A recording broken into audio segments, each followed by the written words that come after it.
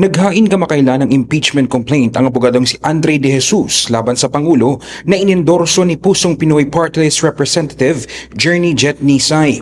Kabilang sa 6 na grounds ng reklamo ang umunoy betrayal of public trust, partikular ang pagpayag sa pagdadala kay dating Pangulong Rodrigo Duterte sa International Criminal Court, pati na ang issue ng unprogrammed appropriations sa mga pambansang budget mula 2023 hanggang 2026 at ang mga alegasyon ng katiwalian sa flood control projects.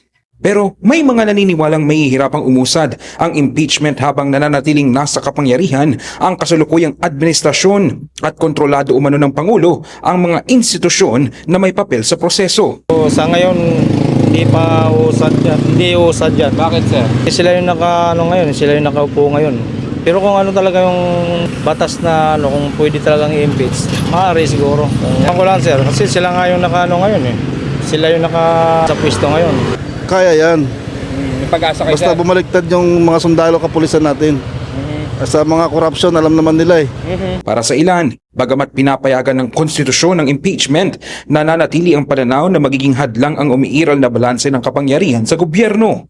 Meron namang nagsabing posible ang pag-usad ng reklamo kung lalakas ang galit ng mga mamamayan, lalo na sa gitna ng mga isyu ng korupsyon at pamamahala. Personally, I hope po na uusad po yung impeachment complaint po doon. Siyempre po, with everything that's happening po right now, feeling ko mas better po yung ganong situation na mangyari.